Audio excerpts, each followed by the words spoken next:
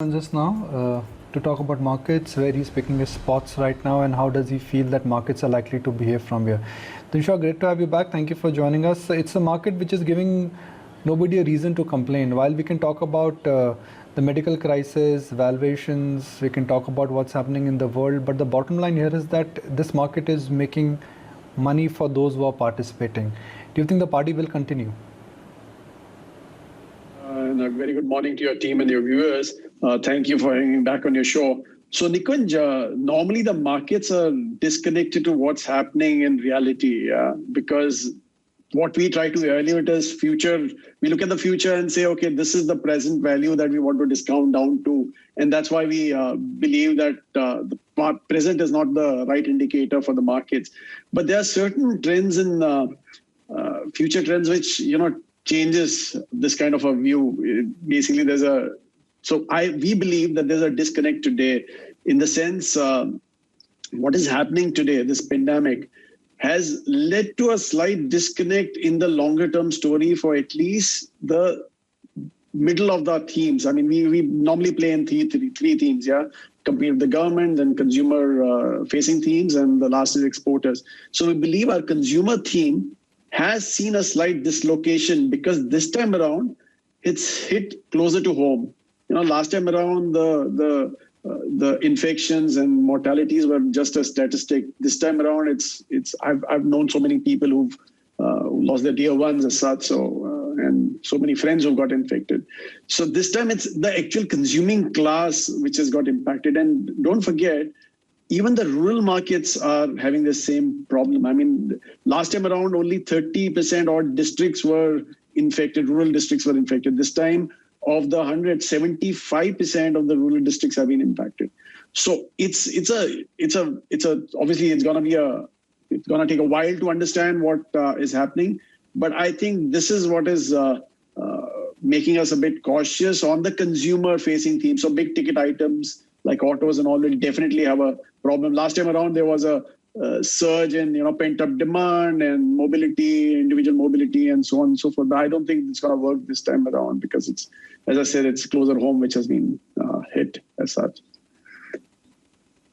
But yeah, so overall market, sorry, you were asking me about the overall market. We remain quite sanguine about the market per se, basically because, fundamental-wise, obviously there's a a quarter or two where you will see some impact of this lockdowns which have been announced statewide impacting. In fact, we track this mobility index which comes out regularly by a few of the brokers, and we are already at 66%. So you're talking about a huge drop in mobility per se, and that is obviously people not going out to buy or party or to go to malls and stuff like that.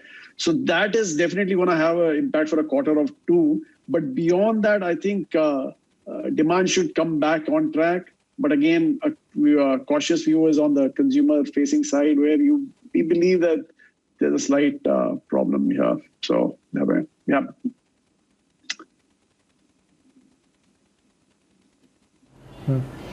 One of the themes which Helios has always liked, and Sameer's spoken about it for years now, is that you like to buy companies which, in a sense, are pockets which are dominated by government and where private sector is picking up. That consolidation, Dinshaw, is over in most of the sectors, whether it is banks or aviation or, for that matter, telecom. Where else is that migration now there, where government is vacating and private sector is gaining? So, Nikunj, even in private sector banks, which were probably privatized 30 years back, the sector was opened up for privatization 30 years back, roughly around that much. Even there today, the private sector banks control only a third of the overall balance sheet of the country. Okay, 2/3 is still controlled by public sector banks. So there's still a long runway of growth for private sector banks if they play it right.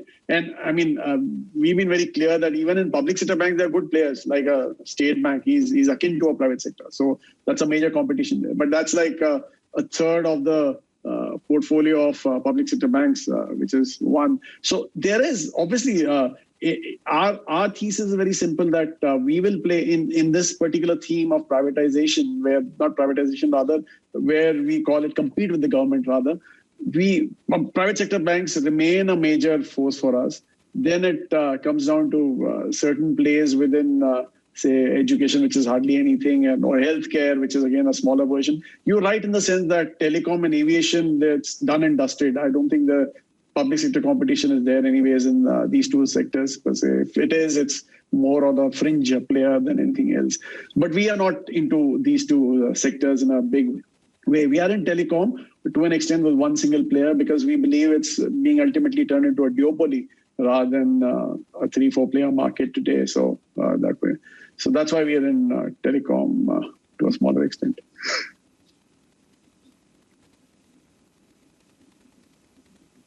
Telecom, because the whole concept of pricing power coming back or discipline coming back is not there. I looked at Bharti numbers for the quarter gone by. ARPUs have actually gone down quarter on quarter. Right. You would have imagined that with such high data usage and with second wave coming in, with all of us migrating back, watching more Netflix and watching more OTT and watching more ET now online, the data consumption should have gone higher. Yeah, I agree with that, Nikunj. Here, I agree. But now, let's look at the ARPU also. I mean, adjusted for the IUC charges. If you had included them, there was an overall growth for the year at 13-14%. So one quarter, maybe there's a blip. And as the management explained, that there were lesser days also in that particular quarter as such as compared to what it was in the previous quarter. So don't read too much into that. But they were very clear that this growth in ARPUs will continue per se. And data, yeah, I agree. There's been a slight disconnect in the data consumption. But look at it this way, that Bharti today is on an active subscriber base. It's the number one player today. So even a 1 rupee increase in his ARPU leads to a massive flow into his EBITDA as such on an annual basis. So we're not talking about a 10, 20 rupee kind of a rise in ARPUs. We're happy with, a fraction of the ARPUs going up every month and stuff, not every month, but every quarter or so. And that should be enough for him to do that. And ultimately, when we talk about two-player market, there are a lot of advantages that the two players will have as and when it comes about. I mean, already Vodafone is losing market shares. Voda Idea is losing market shares on a quarterly basis. Every time the data comes out, he's been losing shares. So I don't know how long they will survive and not throw in the towel as such. But let's see. Dinshaw, hi, good morning. Avan joining in. With the onset of a monsoon predicted as normal by the Met Department, are there any themes that you'd be playing within this space, agriculture, fertilizers, or looking to bet on the rural themes?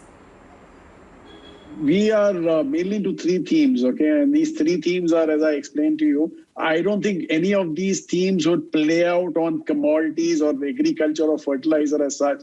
But yeah, you're right about the fact that monsoons are supposed to be good. But don't forget this time around, as I said, that this time the pandemic has impacted the rural sector.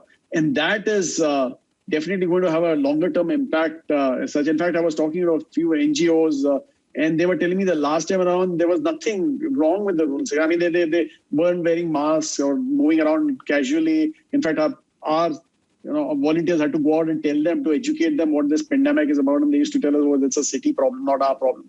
But this time around, it's really bad. There are horror stories happening in the rural part of the country as such. So I would rather not be jumping the gun on, monsoons being good and demand coming back as such, because I don't think it's going to work out so easily this time around. We would rather wait for a couple of quarters before taking a call on this. And how are you advising investors to play the opportunity within the broad market by way of, honing in on some companies with a strong balance sheet, good long-term fundamentals? What is it that, makes the criteria, and how would you say one should approach the broader markets in terms of the percentage of allocation to the total portfolio? We always invest in companies with good balance sheets and strong balance sheets and obviously sound companies. So there's no difference in our advisory here. But what we try to do today is that earlier, if you had come to us probably a couple of months back, our spread in the three themes would have been equal. They would have been 30-odd% in each of the three themes. But today we are saying that in the consumer-facing theme, we are slightly more cautious. So you'll see the weightages there have gone down to around 20 or 24 odd %.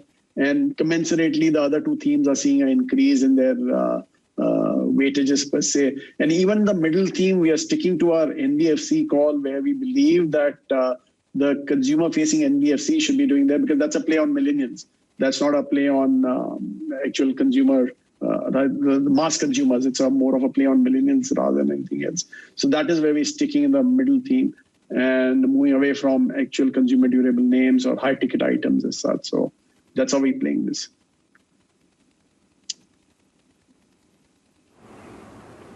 I want to talk a little bit more about that, Dinshaw, because I'm curious. This is an area that most investors, particularly the VC investors, have been betting on for a long time.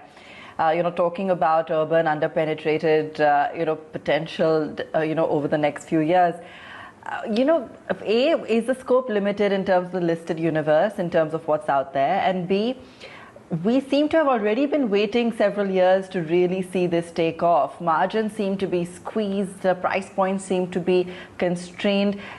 What gives you the confidence that some of these companies will actually be able to deliver results? Demand, yes, may well be there, but actually to start to see that resulting impact on the top line. So, okay, the point is that what we try to play here is, as I said, millennial demand. Okay, now, in my time, it was a taboo to mortgage your house to buy a car, or even buy a car on a loan as such. And now today, the millennials are more or less very aggressive in these. And mind you, don't forget that actually I have two in the house, and I have a tough time controlling their spends, though they're not even earning. But I shudder to think when they start earning, what's going to happen. And this is the decade when the millennials earning and millennials enter the economy in actual expenditure as such. So that is going to be a phenomenal run. And secondly, one more thing that you should keep in mind is that India will be touching a 5 trillion economy, period, this decade. Okay, it's a given. It may happen in 27 or it may happen in 28. The call is open. But the fact that once it happens, if you go back into history and see what happened in, say, a US or in a China, when this kind of a move happened from 2 trillion to 5 trillion, the growth was phenomenal across sectors, and mainly into the financial sectors. And in NBFCs are a big part to play here, because they were the ones who were driving the consumption, not the banks per se. And even in banks, as I said, that private sector banks, we are more bullish, mainly because of this reason, that you're talking about mid-teens kind of a growth in the advanced levels if this plays out in the next 6-7 years as such. So that is why we are more comfortable here per se.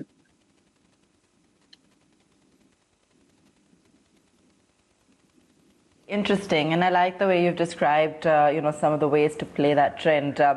On the third theme, and again this is interesting because IT, pharma, specialty chemicals, on one hand, they're now starting to once again become a slightly more defensive play vis-a-vis what we were seeing over the last few months, particularly, let's say, on an IT.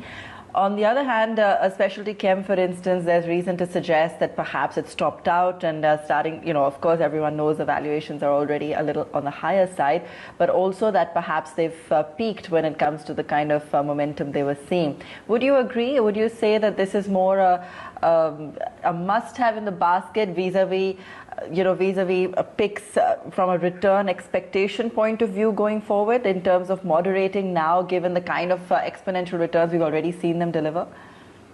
So, okay, I'll answer the second question first of why IT is not looking that, it is not expensive, but it is reasonably priced today. At 20 times, it was much more cheaper, yeah, which is obvious. With the growth rates which are kicking in today.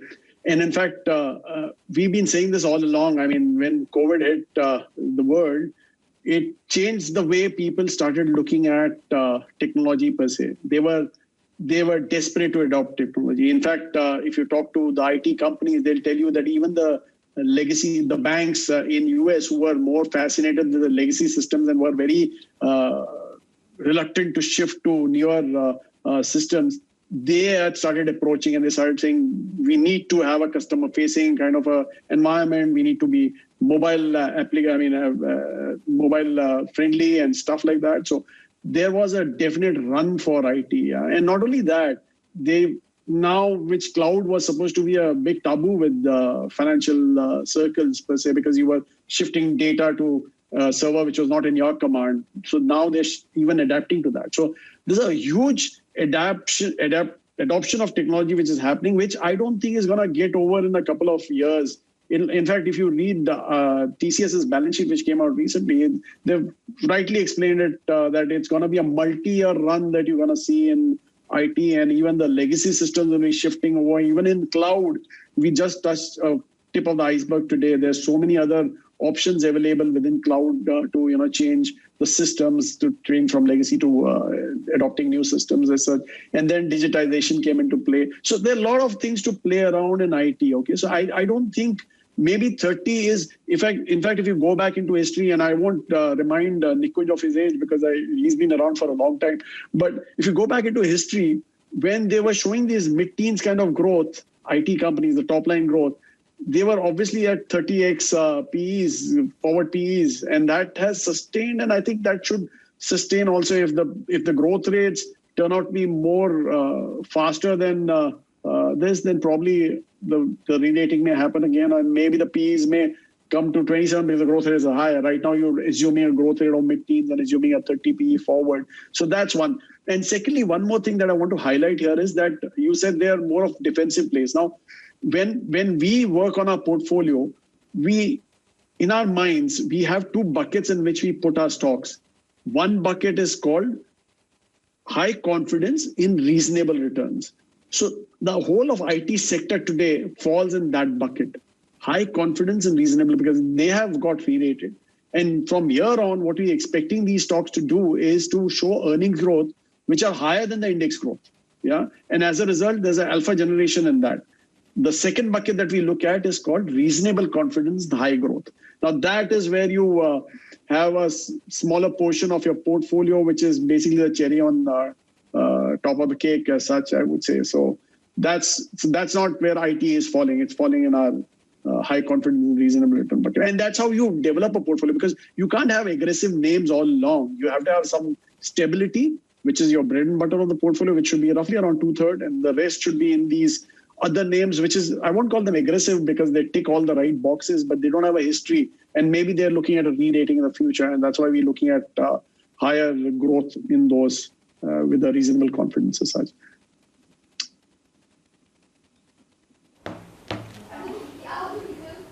So Dinshaw, how much of your portfolio currently in terms of allocation is in high confidence, reasonable growth, and high growth, okay confidence? Okay. So 2/3, as I said, because it's 2/3 in high confidence in reasonable growth, and this 1/3 is in the other one. But if you look at the market cap break, around 64-65% of the portfolio is in large caps, 20-21% would be in mid caps, and small caps is around 9-odd%, and the rest would be some cash lying around for new names which we feel like buying per se. So that's how the breakup on the market cap side also is working out today.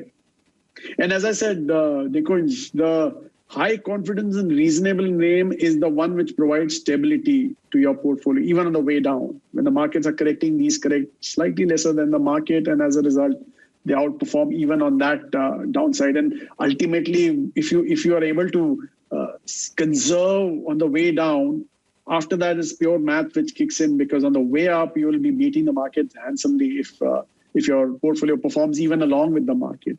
There's no way the catch-up happens.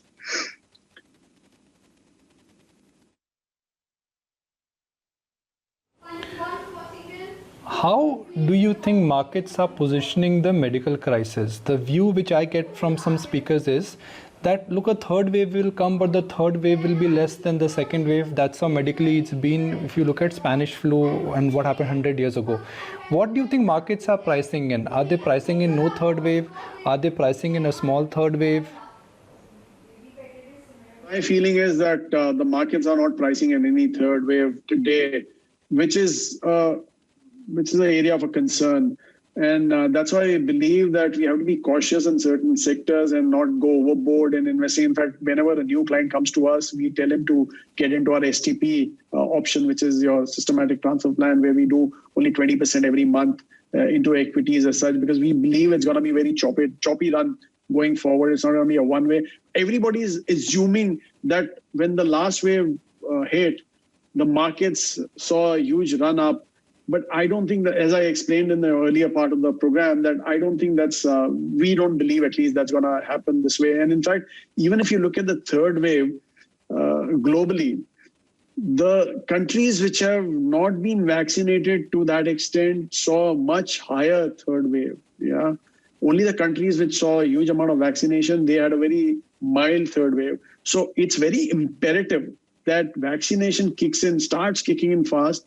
Already we are down from 3.5 million odd vaccines a day to around 1.5 or 1.7 odd million vaccine a day, which is a fairly concerning area that has to be addressed. So if that kicks in a big way, then probably third wave can be controlled. But fortunately, I think this time around, we'll be much more prepared for the third wave. But still, it's too early days and we're being cautious. We'd rather be cautious with our investors' money than be aggressive and lose. So that's how we're playing this.